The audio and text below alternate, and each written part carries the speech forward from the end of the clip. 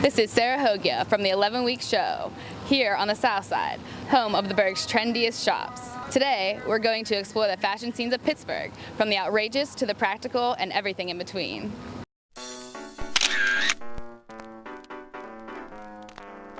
Pittsburgh is a town known for its sports, but there's certainly no shortage of knowledgeable and stylish fashionistas up on the latest trends and helping to create new ones. Fashion is expression. Fashion to me is like a sixth sense. It's really a way of expressing how you feel. I consider fashion designers artists, and clothing, hats, accessories are wearable art.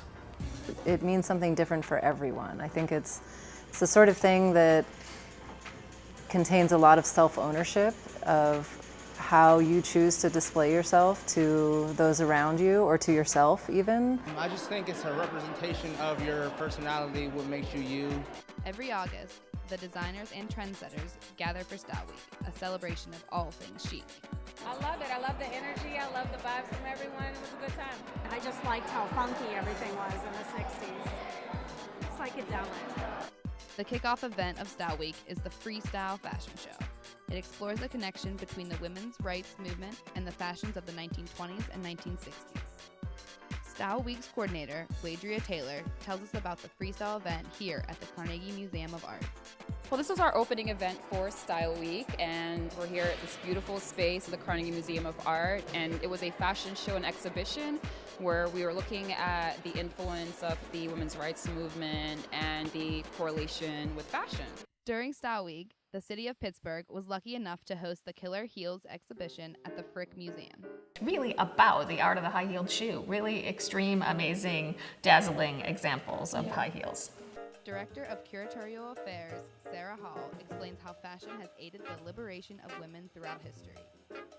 And as skirts begin to rise, skirt lengths and hems come up in the 20th century, having a pretty shoe becomes more important. Shoes become more colorful, and significantly in the 1920s, sort of with the Jazz Age and sort of youth movement that's happening in the 20s. Well, in the 20s, that was very significant because prior to, women were in corsets, very restrictive clothing. So flappers are very significant because not only do they represent a mindset as far as women wanting to express their individuality, have fun.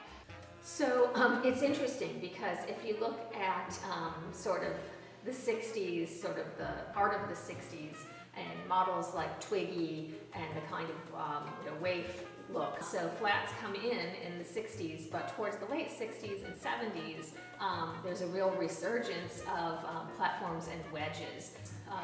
A big part of early women's liberation, wearing the platforms and being able to see men eye to eye. Here in Pittsburgh, we are grateful to our local designers, one of which is award-winning milliner Gina Mazzata. I love Gina. Gina was a part of Style Week last year. I love a milliner. I love a great hat.